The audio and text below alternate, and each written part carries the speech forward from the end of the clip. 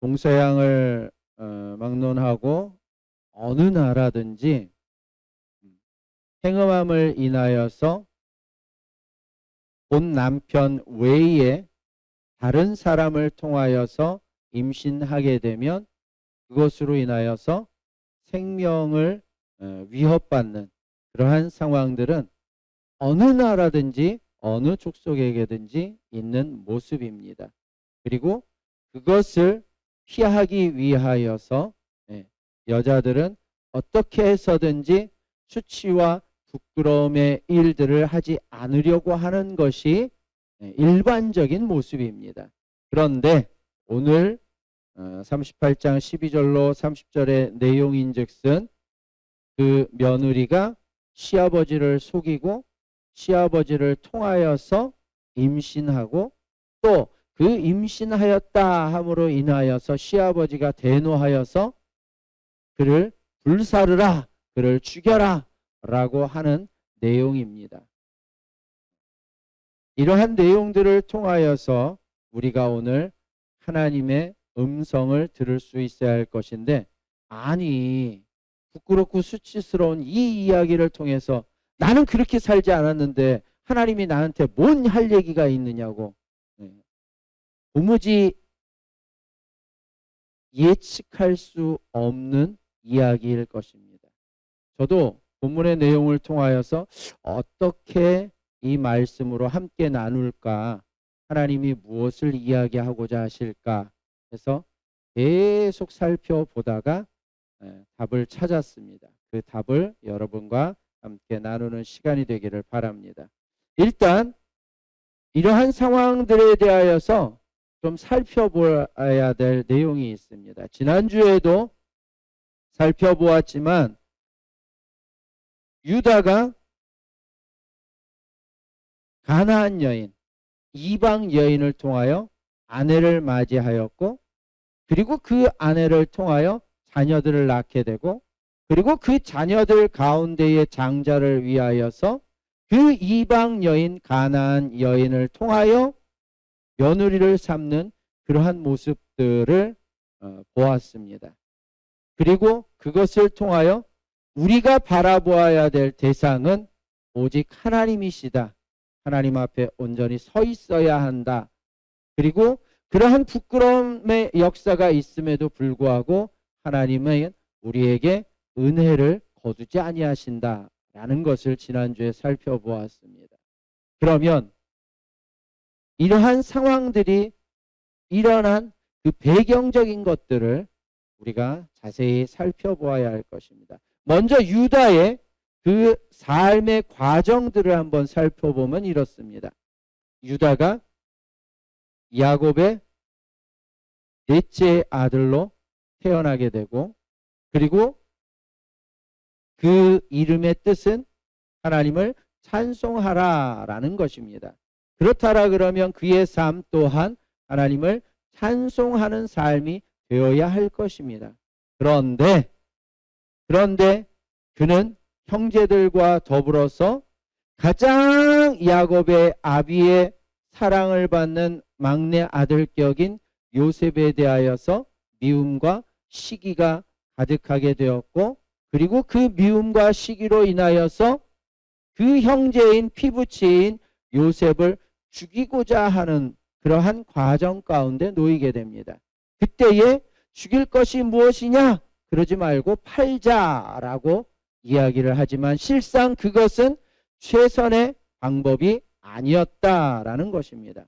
얼마든지 형제들을 잘 설득하여서 납득시켜서 우리의 혈육이니 우리의 피부치이니 우리 안에서 죽고 죽이는 것은 온당치 않다. 우리가 하나님의 백성, 하나님의 자녀가 아니냐라고 하면서 의로운 것을 이야기할 수 있었음에도 불구하고 하는 쪽으로 선택을 하였다라는 것입니다. 그리고 나서 본인은 태연하게 먹을 것을 먹고, 그리고 태연하게 가나안 여인을 취하여서 아내를 삼는 그의 삶의 모습들이 드러나고 있더라는 것입니다. 그리고 그의 삶 가운데에 뜻하지 않게 자식들이, 그것도 첫째 아들, 둘째 아들이 죽임을 당하더라는 거예요. 그러면 이쯤 되면 뭐 때문일까? 왜 내 아들들이 죽어야 했을까? 저 며느리 잘못 들어와가지고, 저 며느리 때문에 우리 집안 다 망하게 생겼네. 이렇게 바라보아야 할 것인가? 아니면 그 과정을 쭉 훑어보면서 그 과정을 통하여 나와의 연계성을 찾아보고 내가 무엇을 잘못하였던가, 내가 어떠한 선택을 하였기에 이러한 결과물들이 나왔는가 살펴보아야 함직함에도 불구하고 아담과 하와가 범죄하였을 때 하나님이 네가 어찌하여 먹지 말라는 것을 먹었느냐? 라고 질문하시는 그 하나님을 향하여 하나님이 잘못하셨잖아요. 하나님이 여인을 내게 주었기 때문에 난 먹을 수밖에 없었단 말이에요. 라고 핑계를 대며 자신의 잘못을 하나님께 전가하며 자신의 짝으로 주었던 나의 살 중에 살이요 나의 뼈 중에 뼈다라고 그렇게 애틋하게 사랑하였던 자신의 한 몸인 아내 하와에게 죄를 전가하는 아담의 모습처럼 이 유다도 자신의 잘못은 생각지 아니하고 며느리 하나 잘못 들어와가지고 내 사랑하는 첫째 아들, 둘째 아들 다 죽었네. 우리 집 망하게 생겼네. 셋째 아들은 저 여인에게 주지 말아야지. 저 셋째까지 죽이면 어떡할 거야 도대체. 그러면서 며느리를 쫓아보내더라는 거예요. 그리고 막연하게 언제쯤이다라는 약속도 없이 내 막내 아들이 성장할 때까지 너는 기다려라. 내가 너를 부를 때까지 너는 너희 집에 가 있어라. 그리고 우리나라식 표현으로 하면 소박을 맞았다라는 거예요. 그렇다면 다말의 입장을 한번 살펴봅시다. 다말은 자신의 땅에 기거하면서 자신을 좋게 보아 며느리를 삼겠다라는 사람에 의하여서 결혼을 하였습니다. 그리고 결혼하였더니 뜻하지 않게 남편이 죽었습니다. 그 남편이 죽자 그 시대의 그 지역의 문화에 맞게 가문을 이루기 위하여서 계대 결혼에 의하여서 그 동생과 결혼을 하게 됩니다. 그런데 그 동생조차 죽임을 당하더라는 거예요.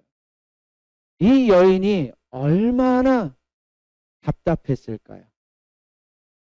우리나라도 마찬가지지만 이스라엘도 그 당시에 근동지방도 비슷한 문화 습관이 있는데 그게 뭐냐면 삼종지도라는 것입니다.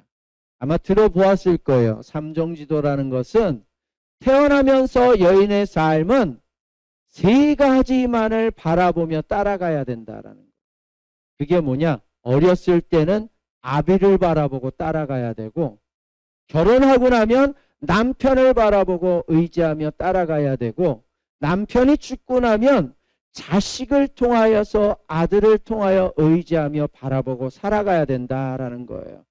만약에 아비의 그늘이 사라져 버린다? 그러면 여인은 보호장치가 없어져 버리는 거예요. 남편이 죽었다? 그러면 아내로서의 보호장치가 사라져 버리는 거예요. 그런데 아들조차도 없다? 그러면 여인은 설 수 있는 자리가 없는 거예요. 그러면 이 여인으로서는 가장 확실한 방법은 남편을 다시 얻는 거예요. 그렇지 아니하면 자식을 얻는 거예요. 어찌하든지 자신을 보호할 수 있는 그늘막을 스스로 만들어야 하는 상황인 것입니다.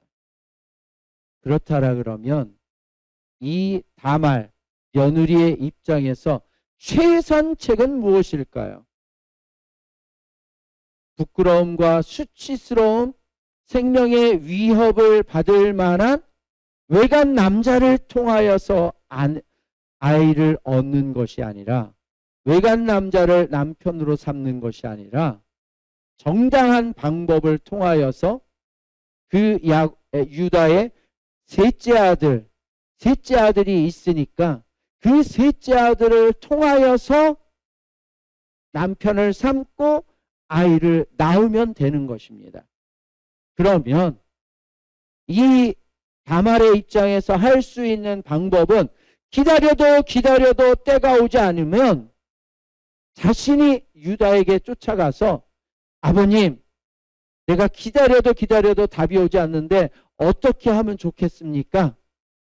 내가 남편을 두지 아니하면, 내가 자녀를 얻지 아니하면 나의 위치에서는, 나의 입장에서는 두려울 수밖에 없는데 내 삶을 누구에게 보장을 받을 수 있겠습니까?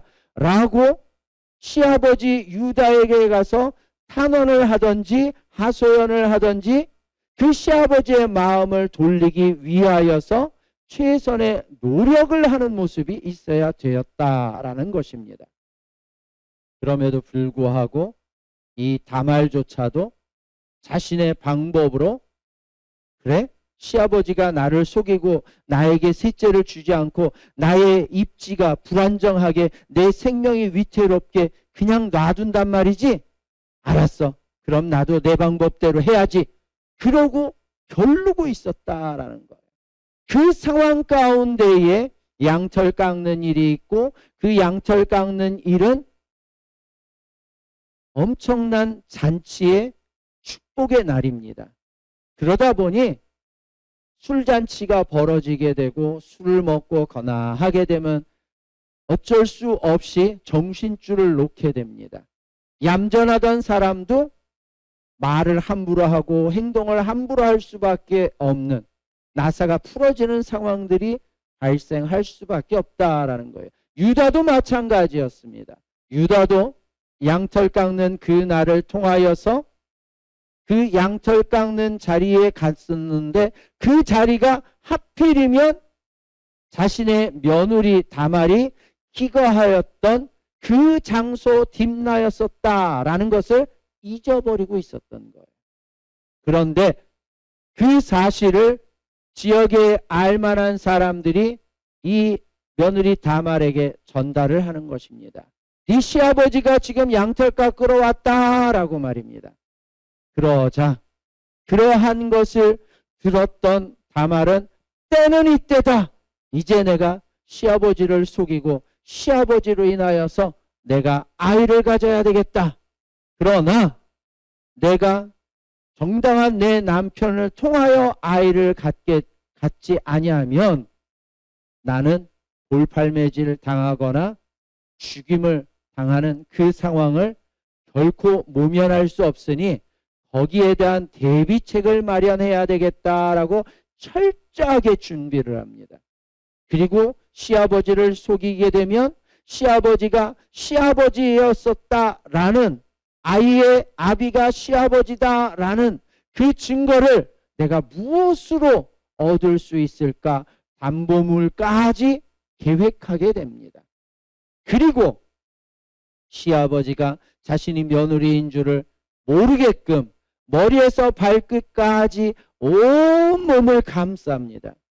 이렇게 온몸을 감싸는 것은 몸을 파는 기생들, 창녀들의 모습입니다. 그렇게 창녀의 모습을 하고 시아버지가 지나갈 만한 길거리에 버젓이 서서 기다리고 있었다라는 것입니다. 그리고 그 상황을 알리 없는 유다는 온몸을 칭칭 감싸고 있는 한 여인이 마치 몸 파는 창녀처럼 기생처럼 하고 있자 내 아내도 죽어서 나 홀로 됐고 이제 오늘은 털 깎는 날이라 잔칫날이고 술 좀 먹었고 그래 내 마음에 욕정이나 채우자. 그러고 그 기생처럼 보이는 여인에게 다가가 가지고 오늘 하룻밤 나하고 즐기자라고 하였다라는 것입니다. 며느리인 줄 까마득히 모르고 말입니다.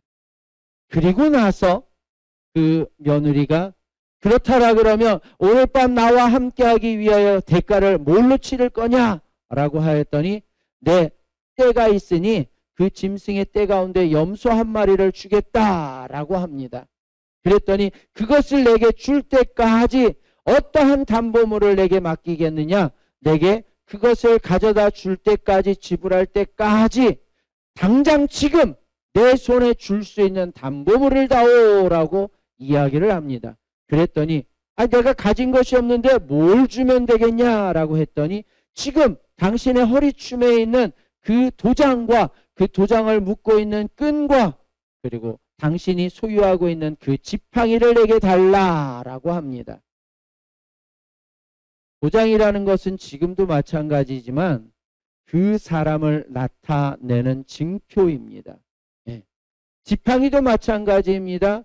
다 다르지만 내 것이다 라는 표식을 항상 지팡이에 해 놓습니다. 그러기에 그 지팡이와 도장이다라 그러면 이 주인이 누구구나 라는 것을 확실하게 알 수 있다라는 것입니다. 다른 사람은 모를지라도 본인은 알 수 있다라는 거예요. 그렇게 해서 담보물을 얻고 그 시아버지를 속이고 시아버지와 하룻밤을 지내 그 시아버지를 통하여서 아이를 갖게 됩니다. 그런데 그 소식이 나중에 시아버지 귀에 들어갑니다. 네 며느리가 행음하였다. 음란히 행하여서 그것으로 인하여 잉태하였다. 라고 말이 전달이 됩니다. 그런데 오늘 우리말 성경에서는 24절에 보니까 한 석 달쯤 후에라고 되어 있으니 이미 석 달쯤이면 아이가 자리를 잡아서 태동을 느끼기 시작할 그 시기다라는 것입니다.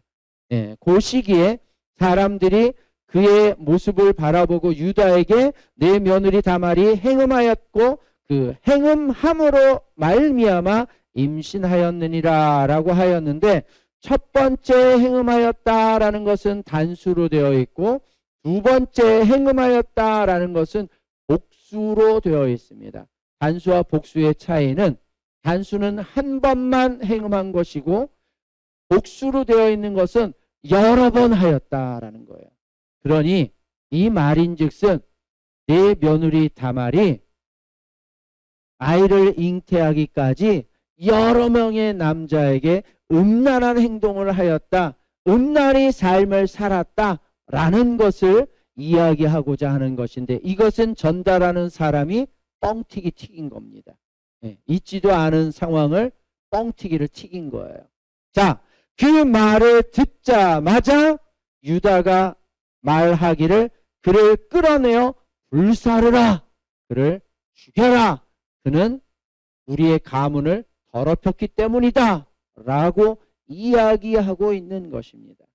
그때에 사람들에 이끌려서 죽음의 자리로 내몰린 며느리 다말이 자신이 가지고 있는 담보물을 보여주며 이것의 임자로 인하여서 내가 아이를 갖게 되었습니다. 이것의 주인이 누구인지 본인은 알 것입니다. 이걸 시아버지에게 갖다 주십시오 라고 이야기를 합니다.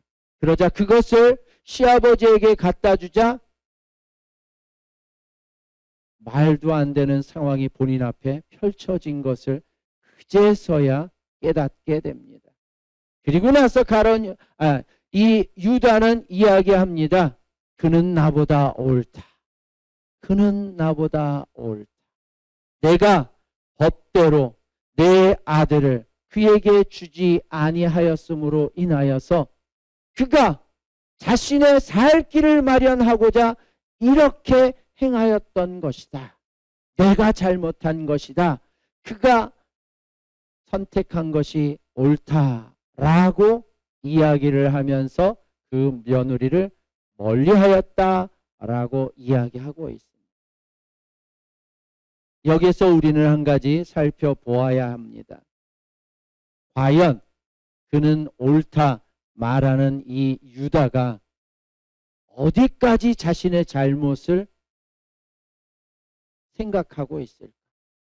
오늘 본문의 기록대로라 그러면 유다가 자신의 잘못을 인지한 것은 내 아들, 셋째 막내 아들을 그에게 주지 않음으로 인하여서 그가 이렇게 행하였구나 까지만 생각하고 있다라는 거예요. 아들들이 왜 죽었는지, 왜 아들들이 죽어야 했는지 거기에 대하여서는 모르고 있는 거예요. 앞에 상황 가운데 보면 어디에서부터 유다가 잘못됐다고요? 자신의 동생 막내 아들 요셉을 살릴 수 있었음에도 불구하고 타협하면서 자선책을 선택하여서 그를 팔아넘기는 하나님의 말씀에서 벗어난 행동을 한 것부터가 잘못된 거다라는 거예요. 그리고 그가 하나님의 말씀 안에 서 있는 하나님의 백성들 가운데에서 며느리를 삼아야 되고 아내를 삼아야 됨에도 불구하고 이방 여인, 가나안 여인들을 통하여서 자신의 아내를 삼고 자신의 며느리를 삼아서 하나님의 말씀에서 벗어났다라는 것입니다. 그로 인하여서 그들을 훈육하지 못하였고 그렇게 얻은 아들들을 잘못 가르치어서 그들이 하나님 앞에 악하게 행동함으로 인하여 하나님의 징계 가운데 죽음에 이르렀다라는 사실을 잊고 있었다라는 것입니다. 결국에는 아들들이 죽게 된 것도 그리고 며느리가 자신을 속이고 자신과 더불어서 아이를 갖게 된 상황조차도 자신이 하나님 앞에 온당하게 서 있지 못하여서 자신의 그릇된 행동으로 말미암아 그릇된 선택으로 인하여서 되었다라는 사실을 까마득히 모른 채 단지 며느리가 행음하였다라는 그것으로 인하여 그를 질타하며 그를 죽이라라고 하는 모습.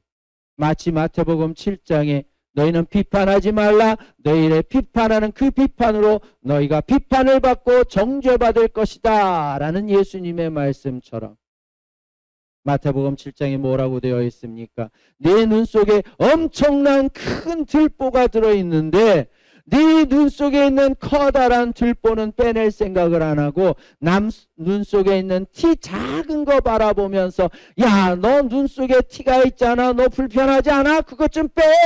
라고 이야기하는 어리석은 모습을 유다가 보이고 있더라는 것입니다. 자신의 잘못이 더 큼에도 불구하고 자신의 잘못은 아랑곳하지 아니하고 그것으로 인하여서 자신의 며느리가 잘못된 선택을 할 수밖에 없었음에도 불구하고 그러한 모든 과정들에 대한 원인 제공이 본인에게 있음에도 그것을 깨닫지 못하고 있는 유다의 모습을 우리는 살펴보게 된다라는 것입니다. 그런데 그 결과물이 쌍태라는 거예요. 두 아기가 뱃속에 태중에 있다라는 거예요. 그리고 첫째가 나옵니다. 첫째가 나오자 그 손에다가 아, 얘가 첫째구나 라는 표식을 하려고 끈을 묶어놨어요. 그랬더니 다시 들어가 버려요. 그러더니 끈 묶이지 아니하는 둘째가 쑥 튀어나와 버립니다. 오늘 본문에서는 산파가 이야기하기를 야! 네가 어찌하여 터뜨리고 나오느냐 라고 이야기를 하지만 우리식 표현대로 하자라 그러면 야 임마 네가 왜 서 있는 형을 잡아채버리고 네가 앞질러 나와? 왜 네가 새치기 하는 거야? 그 말을 하고 있는 거예요. 여기에서 우리는 한 가지를 생각해야 할 것입니다. 아이 이놈의 자식들이 도대체가 말이야. 아니 좋은 것만 닮으면 좀 좋아? 왜 그렇게 맨날 나쁜 것만 닮는 거야? 네? 이 자녀들이 부모의 안 좋은 것만 왜 그렇게 닮는 거야? 좀 좋은 것만 닮아가지고 좋은 것만 쏙쏙 뽑아서 나오면 얼마나 좋아? 우리는 그 이야기를 합니다. 그러나 콩 심은 데 콩 나고 팥 심은 데 팥 난다고 심은 대로 거둔다라는 사실에 대하여서 우리는 아랑곳하지 않고 있다라는 것. 전에도 여러 번 설명했지만 여자가 남자와 여자의 아이의 성을 구분 짓는 게 아니에요. 남자가 성을 구분 짓는 거예요. 남자가 남자의 씨를 주면 남자아이가 태어나는 거고, 남자가 여자아이의 씨를 주면 여자아이가 태어나는 거예요. 그런데 우리나라 전통으로는 여자만 낳는다라고, 어이구, 아들 좀 낳지. 그거 하나 못 낳아! 근데 그 이야기는 그 아이를 주지 못한 남자에게 있다라는.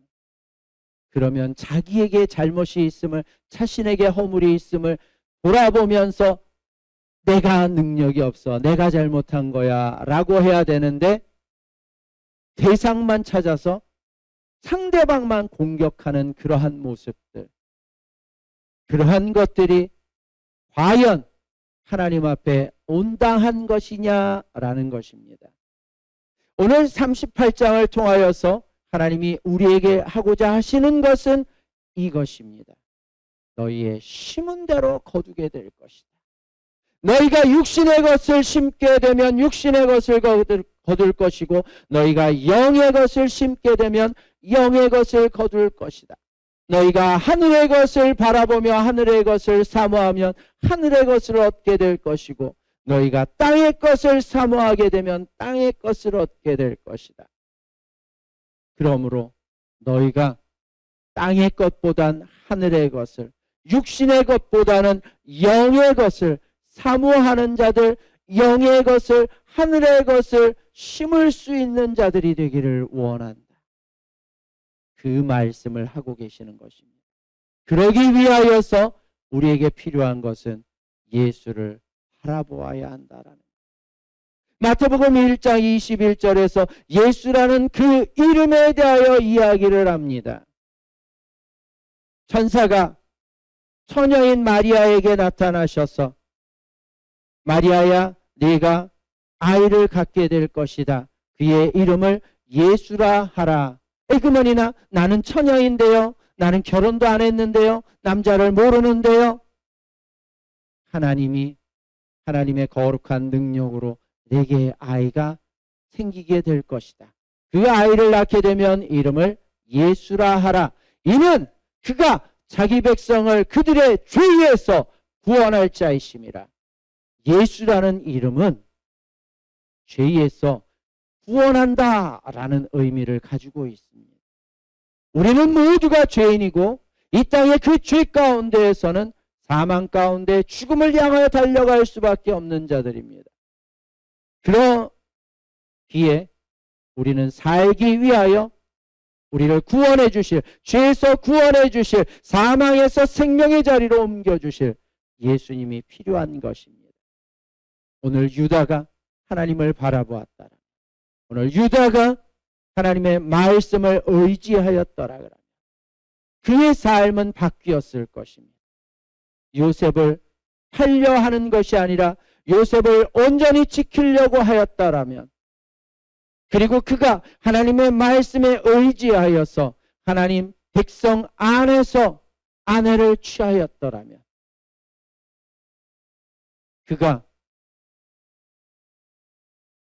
백성들 가운데서 하나님을 향한 그 여인들 가운데에서 며느리를 취하였더라면, 그렇다라 그러면 그 아들들이 악한 상황에 빠지지 아니하였을 것입니다. 왜냐하면 성경에서는 이야기하기를, 지금의 우리나라 시대에서도 마찬가지지만 예전 시대에서도 동일하게 갖추어진 것이 한 가지가 있는데, 그것은 아이들을 교육하고 훈육하는 것은 어미들의 몫입니다. 열왕기 상하, 역대 상하, 성경에 나와 있는 이스라엘의 왕들의 계보를, 이야기들을 살펴보면 그들의 어미에 대한 얘기가 반드시 나와요. 그 왕이 누구였었고 그 어미가 누구였었다라는 이야기가 나온단 말입니다. 그런데 그 여인들이 이방 여인이었냐, 이스라엘 전통 여인이었느냐에 따라서 그 왕들의 삶이 달라진다라는 거예요. 어떻게? 이스라엘 전통적인 여인들에 의하여서 양육을 받은 자녀들은 하나님의 말씀 안에 바로 서는 든든한 왕들이 되더라는 거예요. 그런데 이방 여인들을 통하여 아이가 태어나게 되고 왕이 된 그 자녀들, 그 왕들은 하나님을 떠나서 하나님을 등지고 우상을 섬기며 악하게 살아가더라는 것입니다. 그래서 오늘 가나안 여인들이 아니라 하나님의 백성, 하나님의 자녀들 가운데에서 여인을 취하여서 아내로 맞이하였다라 그러면 그 아들들이 악하게 성장하지 아니하였을 것이다 라는 것입니다. 그렇더라면 하나님께 죽임을 당하는 일이 없었을 것이다 라는 것입니다. 그렇다라 그러면 본인이 며느리와 부끄럽고 수치스러운 사건 가운데 휘말리지 아니하였을 것이다 라는 것입니다. 그러한 전반적인 모든 것의 원인은 유다가 하나님을 떠나서 하나님의 말씀을 떠나서 자신이 선택하여 그릇된 삶의 자리에 놓여 있었기에 발생된 모든 문제들이었었다라는 것입니다. 그러므로 심은 대로 거둔다라는 말씀을 우리는 기억하면서 우리의 삶의 자리에서 하나님이 원하시는 하나님의 말씀대로 살아가려고 노력하여야 한다라는 것입니다. 그러기 위해서 우리는 예수님이 필요하고 그러기 위해 예수님을 바라보는 삶이 되어야 한다라는 것입니다.